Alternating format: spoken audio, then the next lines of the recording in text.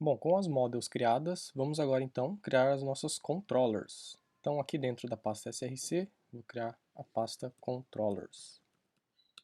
E vou criar o meu primeiro arquivo, que vai ser o usuário.controller.ts. Então eu já vou começar criando uma classe aqui, chamada usuário controller. E aqui no final eu já vou exportar ela, dessa forma. Export, default, e já instancio ela. New usuário controller. Bom, então o primeiro método aqui vai ser o cadastrar. É para cadastrar um novo usuário. Quais serão os parâmetros dele? Vai ser uma requisição e uma resposta, né? Esse é o padrão, normalmente, de APIs REST. Então eu posso colocar aqui o REC e o RES. E posso tipar eles também, a gente tem esse poder com o TypeScript. E de onde vai vir o REC? Vai vir lá da nossa biblioteca Express. Então se eu digitar aqui request, não é esse, é o do Express, aqui ó, importação automática de Express. Então já tipei corretamente. E o response, a mesma coisa. Response Express. Então temos aqui a requisição e a resposta. A requisição é aquilo que vai vir, né, do meu cliente. Então aqui eu vou jogar um nome e uma senha para poder cadastrar. E a resposta vai ser aquilo que a API vai mandar para o cliente, né, se esse usuário foi cadastrado com sucesso ou não. E posso mandar qualquer tipo de dado para lá. Então aqui dentro do método eu vou chamar uma const usuário, que vai receber usuário, que é lá do meu modelo. Então acho que ele já encontrou aqui, usuário model, ponto create. O que é esse create? Ele já vem do Mongoose.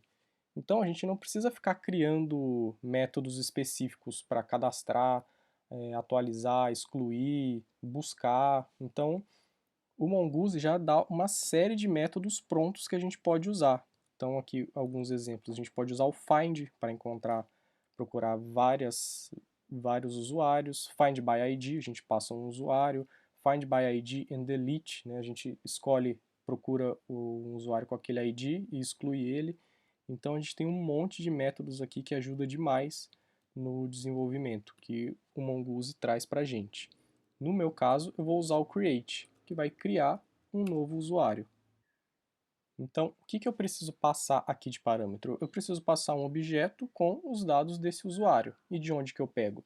Eu vou pegar lá do body da minha requisição, que está vindo aqui de parâmetro. Então eu passo o rec.body, desta forma aqui. Agora eu preciso retornar alguma coisa para o meu cliente, né? Então, aqui eu vou dar um return res.json, né, que eu preciso transformar esse dado em JSON, e passo o usuário, que é esse atributo aqui. Dessa forma, ainda não vai funcionar. Por quê? Porque a gente está lidando com promises. Então, como que funciona a promise nesse caso, né? Explicando bem resumidamente. O método create, ele é uma promise. Aqui, ó, ele até dá o tipo aqui pra gente. Então, se a gente simplesmente só fazer isso daqui, eu tenho que esperar o Mongoose me dar um resultado, né? O MongoDB ir lá criar realmente, né, esse documento e me retornar. Se eu deixar simplesmente dessa forma, ele vai dar o return aqui e não vai esperar o resultado do meu método create. Então a promise ele espera você ter algum resultado, né, se foi com sucesso ou se deu erro. Então aqui eu vou usar uma estratégia bastante utilizada, que é o async await. Então aqui na declaração do meu método, na verdade, eu coloco a palavra async, né, para dizer que é uma função assíncrona, né, que tem uma promise aqui, promises são assíncronas, então você tem que esperar algum tipo de resultado. E aqui na frente eu coloco o await, dessa forma assim. Então, desta forma, eu garanto que quando chegar nessa segunda linha aqui, essa minha primeira linha já foi terminada.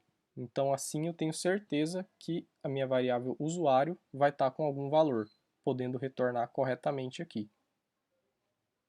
E feito isso, então eu posso tipar o meu retorno do cadastrar. Então eu posso colocar aqui, dizer que ele é uma promise, ele vai me retornar uma promise do tipo response.